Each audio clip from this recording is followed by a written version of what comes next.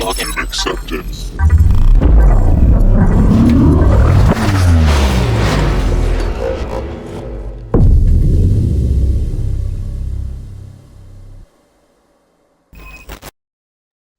Okay, hi, welcome everyone to the CCDC Bootcamp Week 4 meeting. Today we're talking about Linux. So who am I? Hi. The last time I spoke, I think was during the first meeting, just introducing myself. So I'll introduce myself again. I'm Sarah. I'm a second year computer science major, and last year I was on the CCDC team as an alternate member. Hi, I'm Mava again. If you were here for Business Week, there's my Discord if you ever need to reach out. Um, and yeah.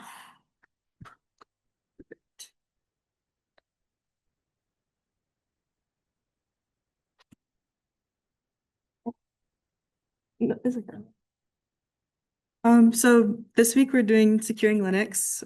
This is our fourth week. We have two bootcamp lessons left of the summer session, and then our fall, as a reminder, CCDC, we're going to be doing bootcamps in the fall from August 30th to September 13th, and then tryouts will be September 20th to the 21st, and the 21st. Okay, so first we're gonna go over Linux basics and then Linux administration and sysadmin stuff, and then we'll do Linux security and networking, and lastly, just some more firewall stuff. Okay, so Linux basics. What is Linux? So Linux is kind of referred to as an operating system, but the, I guess, technical definition of Linux is the Linux kernel, which is part of the operating system that communicates between the hardware and software. But basically, there's a lot of different distributions or flavors of Linux. You might have heard of different distros like Ubuntu, Debian, Arch Linux, Red Hat, Kali. Um, and yeah, it's built on the Unix kernel, or like built to be similar to that, which is what Mac OS uses. Um, okay, so this is kind of like, I guess, a diagram of operating system. I'll start with hardware in the center. That's basically any physical components of your computer, like CPUs, RAM, physical things. And then the kernel is next, and that communicates between your hardware components and the software on your device. And the shell allows you to interact with the system through commands. You can kind of think of this when you're typing in the terminal. Um, the shell allows you to do that. And applications or programs on your device or services that perform specific tasks or have specific uses. Yeah. Okay. So I mentioned terminals when I was talking about the shell. And back in the day, this is kind of a picture of an old terminal. There used to be like physical ones that were specialized hardware, but nowadays we have terminal emulators, which are basically software-based terminals. And this is what you have used or will use if you haven't used it yet. Um, and yeah, so Linux operating systems also have desktop versions where you can access the terminal, or server versions where everything is basically terminal-based. And we're going to go further into a lot of different commands and things you can do with the terminal today. Okay, so this is the file tree of like a Linux system. In Linux, pretty much everything is like a file or a direct or a file or a directory. Sorry. But it basically starts with root at the top, which is the slash, and then I'll just like quickly go through all the different folders underneath it. There's some ones that are there's some that are more important. So boot is any data that is launched before the kernel begins to execute user commands or user programs. And then Etsy that's one of the more important ones. It has configuration files. Later today, we're going to talk about Etsy password, which is pretty important to know. And then there's proc, which is where processes and kernel information are stored as files, and dev, which is for devices like external devices like USB drives. And then home is where all the normal user home directories are. Um, so if you sign in as a normal user, that's where your home directory is. And then root is the root user's home directory. And var is kind of, as I understand it, used for like temporary files, stuff that might change. There could be like logs in there. And user, it contains applications and like utilities. It has bin and sbin, which are where a lot of command executables are. And then run has temporary runtime data, like files that are temporary for that session. And temp is similar, more temporary files that are not preserved after reboot. And then MNT or mount is, as I understand it, used for file shares or if you want to mount file systems. And then OPT is just more optional additional software from third parties. Okay. And then, so starting to talk about some commands, path and directories, change directory command, CD is super important for just navigating the terminal. Um, so for navigating the terminal, you can use change directory, and you can use that with either the absolute path or the relative path of a location or a directory that you're trying to get to. So the absolute path starts with the root, like was on the last slide, the top of the file system. And it's basically like the complete path to a location. And the relative path starts with your working directory, wherever you currently are placed. So you can see in the examples, like the first one on the left, that's an absolute path starting from root, versus like some of the ones on the right start with the relative, or start with your working directory, which is your relative path. And then also useful to know, your current directory can be referred to just as a dot, and the previous directory is two dots. So in the example, cd dot dot, that's bringing you back to the previous directory, or the parent of the one that you're in. And yeah. So you've heard me say root a few times, but there's a few different things that are called root. The root user is one, which is basically like the admin user on the system. And then the root directory, which is the slash that we were talking about earlier, is the start of the file system. And then lastly, root's home slash root is the home directory of the root user. Okay, so this is kind of some command syntax that's common for all commands that you're going to use. So first you start with the name of the command. So for example, cd, like I was talking about earlier, change directory. And then you can use different options, or they're called flags, to allow you to use the command in a different way or change the way that you're using it. And we'll talk about that. There's some commands listed in the next couple slides that I'll show you some example flags. And but with options or flags, you can use a single dash or tack is what we call it, and the letter of the flag, the option that refers to what you're using. Or you can do two dashes, two tacks, to use like the full name. So if you see in the example ls tack la, the A flag, I believe, stands for all, which shows you everything. LS is to list like all the files and directories, where you are. And I believe the A flag stands for all, so you could do tac tac all instead of tac A. And then you can also command L and A or both. I believe L should give you more information about like files. And so you could also do tac L, tac A, or you can just combine them like that. And then finally, the kind of important thing is your argument, which is your input into the command. So for example, for CD, that's your path of where you're trying to change your directory to.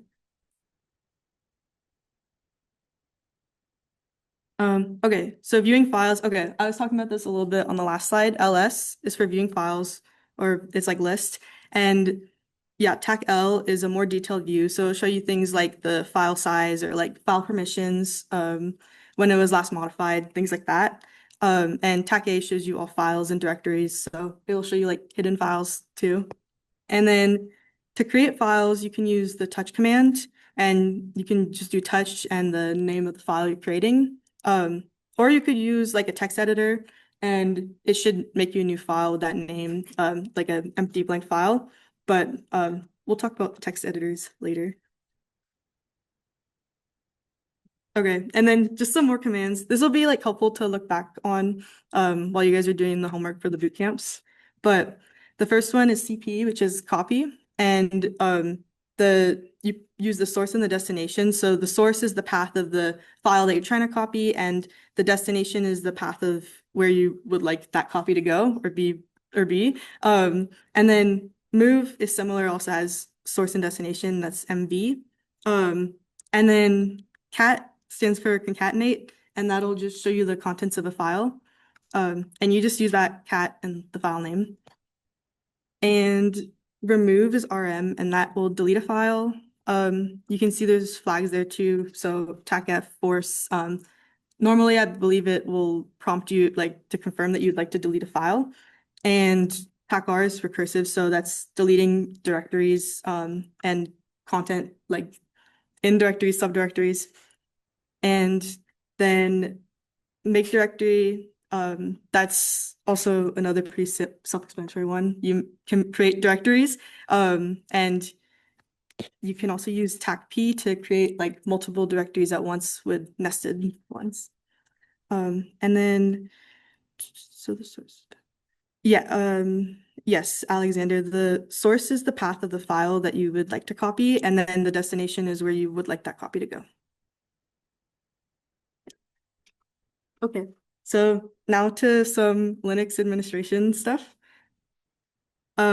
So there's a path variable that it's like a variable that lists all the directories that are checked when you type a command. So it looks kind of confusing at first, but it's basically all the places that are checked when you type a command to find the executable for that command. So the first one, or you can see in the example, like the first directory is in blue and they're all separated by colons. So yeah, you can see that it mostly checks like sbin, bin, but if you type a command that doesn't exist, and it won't it like if you type a command, it's gonna check these locations, and if it can't find it, then it's gonna tell you that it doesn't exist. Yeah. Okay, and then aliases. These are kind of important. You can customize how you want to run commands or create like shortcuts to do something. So you can see in the screenshot, if you type alias, I believe it shows you the ones that you already have set up. But underneath that, it has alias CCDC equals echo CCDC. Echo is like a command just to print something out or like say it back to you. But basically, that's setting up an alias so that when the user types underneath it CCDC, it'll print back like CCDC.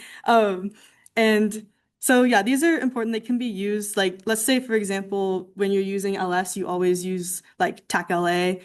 If you always use the same options or flags with a command, you can kind of set it up so that you don't have to keep typing that, which could be helpful if you are using like a lot of flags with a command. But yeah, it's important to know because you can basically make using commands shorter and make shortcuts for yourself.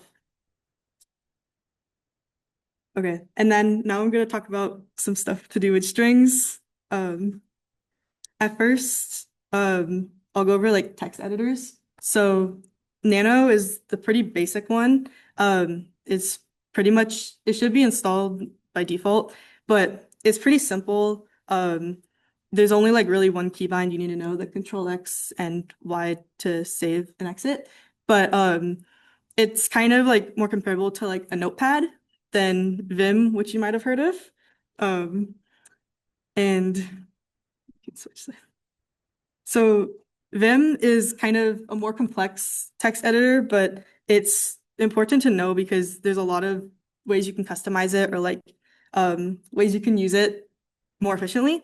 And yeah, so there's multiple modes in Vim. When you first open a file in Vim, you might be confused because you're placed in like normal mode, which is mostly for navigating through the file and not editing it. So to get into insert mode, which is how you edit, you would press escape and then I for insert mode.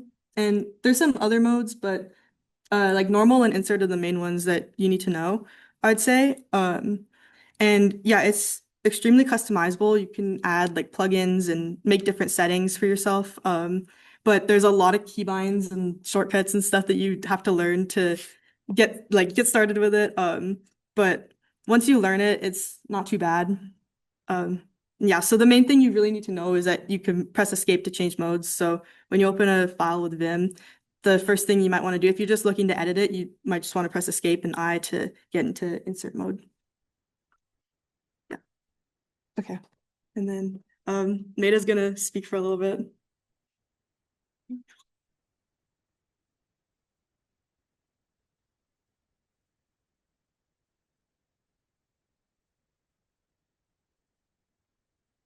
Okay, so now we're going to talk about sed, which is not a text editor like we've been talking about before. So sed is a command to manipulate strings in a file, and like it's very useful when you're scripting. Um, so with sed, you can take in an input, which is usually like a regex input, and then modify the file or files you want to modify, like you see over here in the examples. So the first example, what it's doing is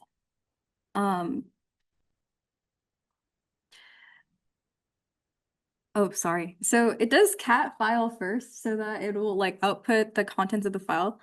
And then the second one will replace the first instance of fox with dog. So you can see that in the output. The second one is going to replace the first instance of dog with wolf, and then you can see that also outputted. And the third one will replace all instances of the with a. Okay. So next we have standard input stream, pipes, and standard output stream. Oh, that was a typo. It's supposed to be standard output stream over there.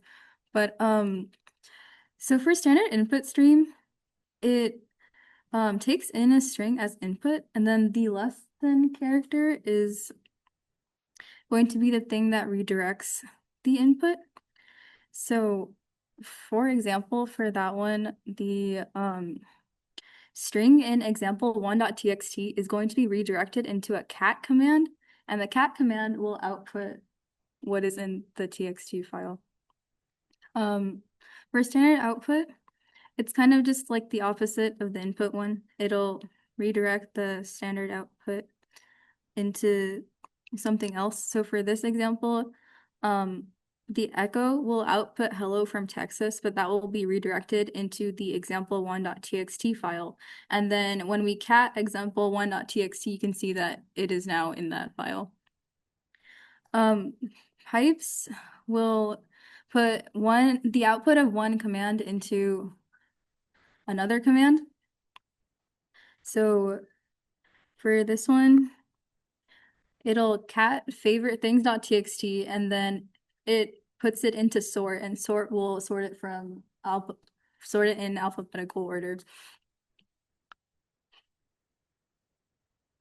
Next, we're going to talk about file permissions. So our file permissions will look kind of like this. It'll have the file type at the beginning, and for this example, it is D, which means directory. And you can see these file permissions when you use LSL, like Sarah was talking about earlier.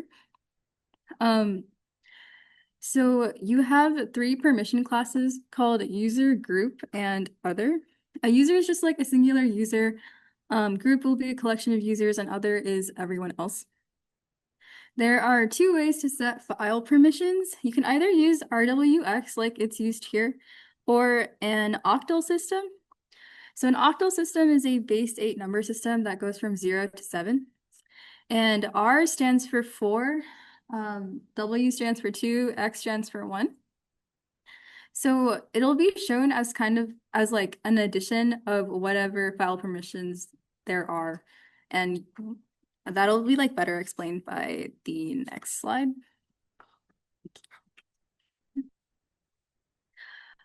So you can do these as like practice later, but an example of the octal version of the file permissions is like 644. So for like that one, it would be read write for 6 because read is 4 and write is 2. So 4 plus 2 is 6. And then the 4 would be read, and then the other 4 would be read. And then an example for like how to convert RWX to octal for the top left, it would be, so I like to kind of like separate it into like three so it's a bit like readable. So it would be like RWX, R dash X, and then R dash X. So the first three would be RWX, and you would do R equals 4, W equals 2, and X equals 1. So it'd be 4 plus 2 plus 1, which would equal 7. And the next bit would be R dash X. So that would be 4 plus 0 plus 1, which would be 5. And then the other one would also be 5. So that would mean that the user, which is the first one, would have RWX, the group would be RX, and the other would be also RX. But you guys can like do the last two by yourself later. So changing file permissions, you used chmod to change file permissions, and like how you would do that is like kind of shown over here where it says command. So you can either use chmod and then like the octal number file name, or you can do like chmod rwx, and I think we have an example of that in the next slide, but chown would be used to change file owner. So you do chown the user and then whatever group you want the file to be in. Yeah, so here's an example of chmod. So the first one is an example of using the octal numbers to change the file permissions. And then you can see the second one is an example of using the RWX. So the A would mean all. So for this one, it means that it would change the file permissions for user group and other to RW and X. Immutability. So if a file is immutable, users can't do anything to it. So to make one immutable, you use change attribute plus I, and then whatever file it is to check for if it is immutable, you would use is attribute and check to see if there is an I in there. And the I kind of looks like the I in like the meme on the side. So it's a bit kind of hard to read, but you'll see it probably. To remove the immutable bit, you would do change attribute and then minus I for the file. User IDs and group IDs. So this is a way to identify users and groups beside like identifying them by their names. The root is 0. Services will be assigned a user ID less than 1,000 usually, and then users will be greater than 999. The only exception to this is the nobody user, because it's technically like a user assigned by the system. Those are usually less than 1,000, but nobody, user ID is 65534, and that's because they wanted to make it the largest possible 16-bit unsigned integer minus 1 because it has the fewest privileges as possible. So like the bigger the number is, usually the less privileges they have is kind of how you can think of it.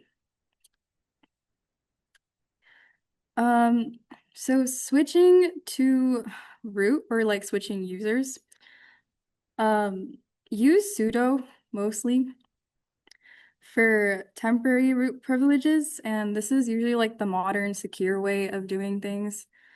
Um, so you would do sudo and then whatever command right after. Sudo tac I would simulate root login with like the root's login environment also, but su would switch the user to root, but it would keep your correct and current environment. Switch user is not like usually recommended, but you can use it. It switches the user but doesn't load the root's login environment. And then switch user tac would just switch the user and loads the root login environment. Add users add user is like the more efficient and user-friendly way to do it. So use add user. Um, yeah. So for managing users, you can either use user mod or ID. So an example of using that would be like sudo user mod, whatever options, and then like the username of something. So like that would, you could either, an example of using user mod would be like appending a user into like a group. And for ID, if you just put that in the command line, it would just like show a user's ID.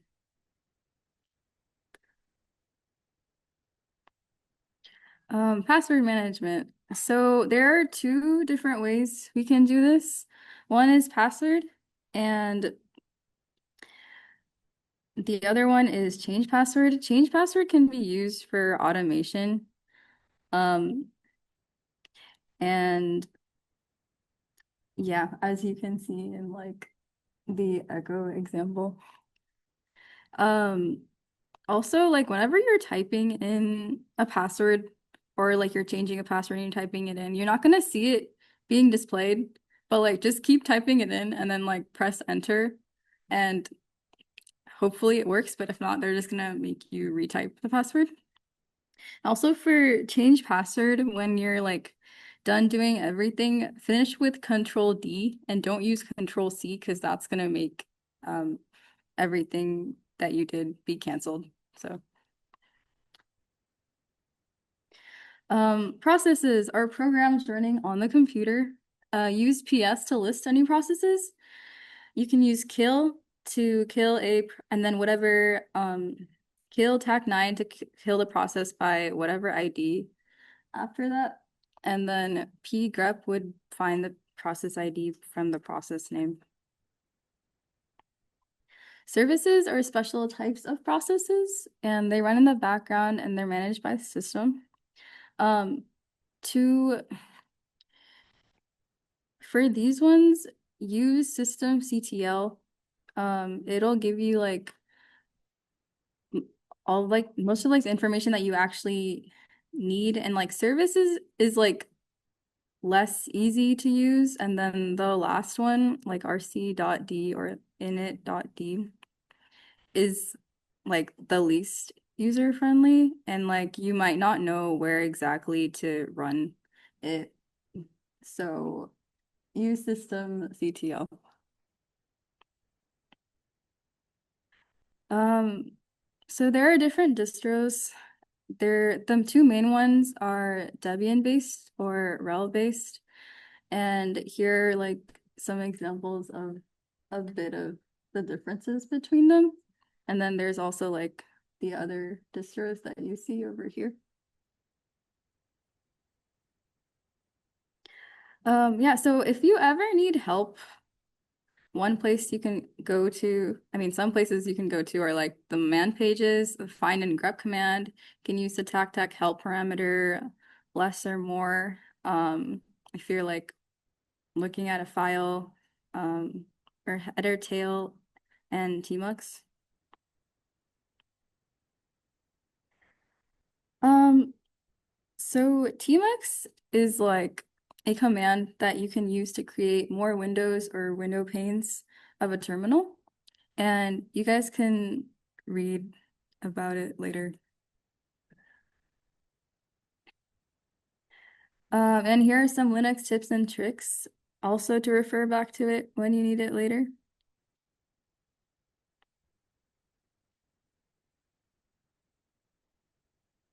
And now we're going to talk about Linux security and networking. So for user management, here are some very important files. We have Etsy password, like Sarah was talking about earlier, Etsy group, Etsy shadow, and Etsy sudoers. Um, so here is kind of like the format that you'll see in Etsy password. You're gonna have the username, their password, the user ID, group ID, a comment, um, where their home directory is and what shell they use. And here's kind of like an actual example of what you will see. And also even though it says Etsy password, the password isn't actually no passwords are stored in this file, but like that was just kind of like a remnant of um like past things where they did store the password in the file, but like now it is stored in a different one, which we'll be going over later. So Etsy group, you're gonna see this format where it has like the username for the group and the password, the group ID, and then whatever members are in that group. Etsy Shadow is where the passwords are actually stored, but they're going to be stored as a password hash. Etsy sudoers is a config file for sudo, which we were talking about before. And this is like a blank default sudoers file that doesn't have like anything added to it. So you would need to add to it if you wanted users to be part of the sudoers group. PAM means pluggable authentication module, and it manages authentication. One of the most important files that are part of PAM is common auth for Debian or system auth and password auth for RHEL.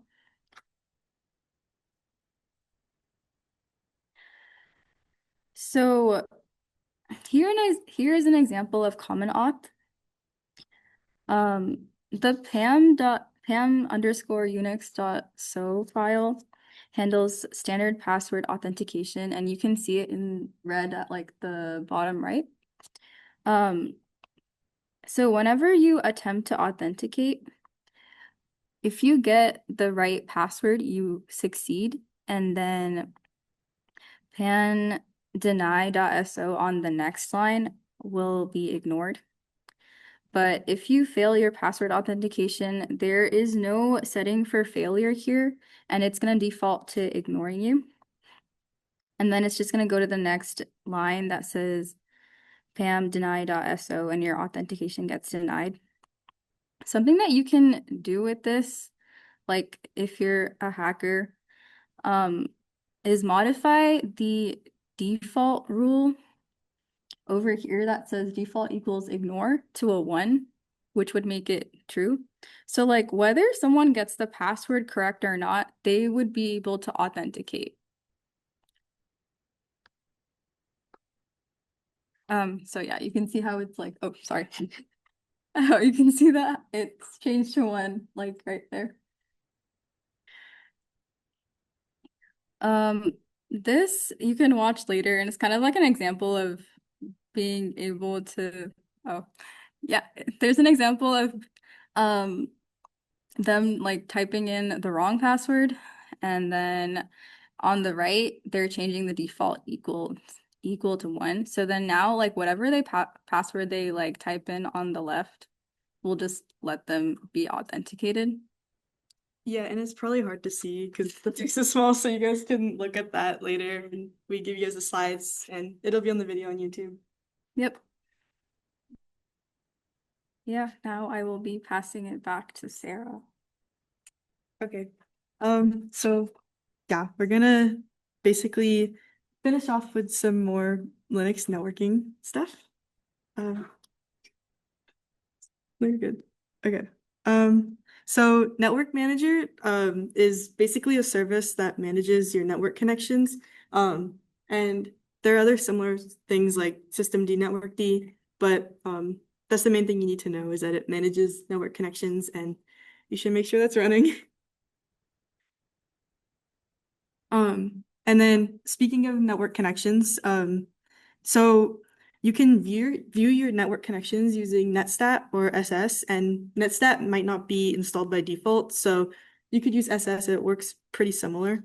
But either way, that's where you can see like what ports are open, listening, stuff that's running. And if you don't know the IP of your machine, you can get that with IPA, ipconfig, ifconfig. There's a few different commands, but the main idea is that all of them will give you your IP of your machine. And then Nmap is a network mapper, and it's important because it can allow you to see what ports you have open, and that can make it quicker to find things that are running and externally accessible, which is important because if something's externally accessible and it shouldn't be, you should know that and you should fix that before red team or an attacker does, or takes advantage of that. Yeah. And then lastly, we'll be talking about firewalls. I know we did some firewall stuff like last week in networking, but this is stuff that's kind of more specific to Linux. So why do we want a firewall? That's basically because the more open ports you have is the larger attack surface you'll have. So you want to make sure that you don't have a bunch of open ports that are unnecessary.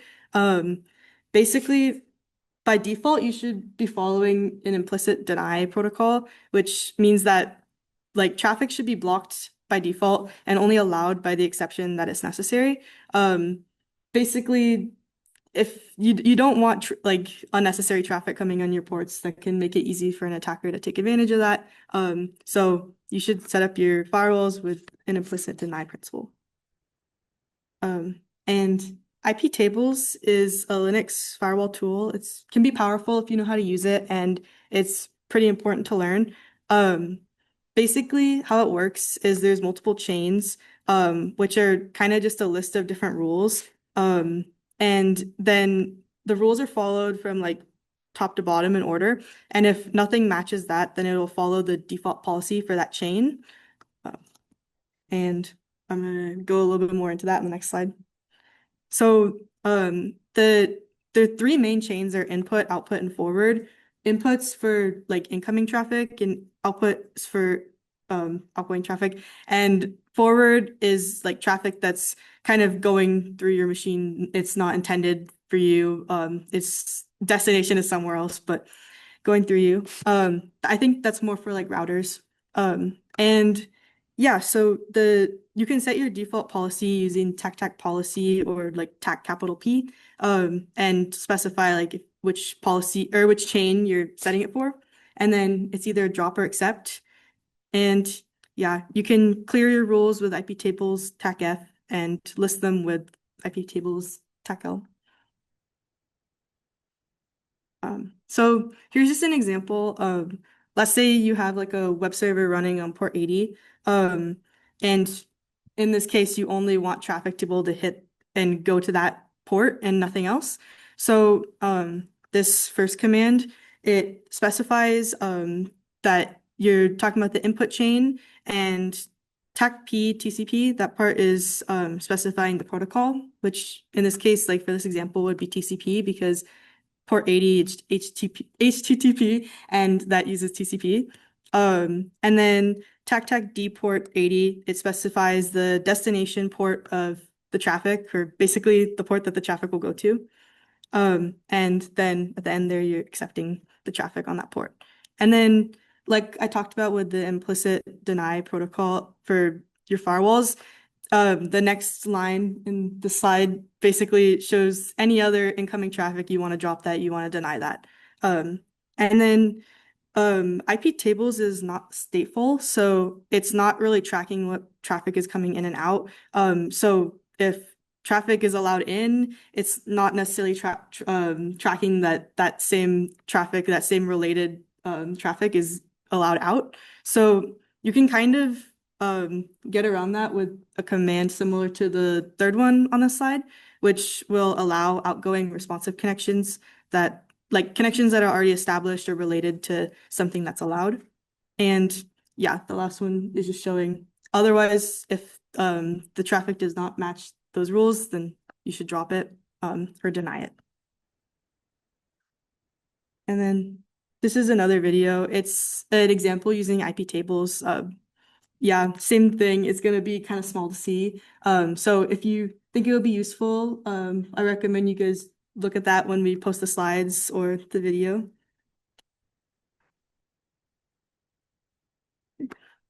And yeah, so that's basically the information we have to cover today. But so I know we ended a little bit early, so now we have our lab and our homework that you guys can start. Also, about last week's homework, we posted that on Canvas with the due date for this upcoming Saturday at 5 a.m. Just because there were a lot of issues with the VPN and getting people on that. So yeah, this one will also be due that same day. And just as a reminder for the CCDC summer boot camps, we're mostly just looking at homework for feedback. You're not getting a grade on it. So it's up to you, but we recommend that you do it to get feedback and to practice. So yeah, this is a link. Put that in the chat right now. And if the link shortener doesn't work for anyone, let us know.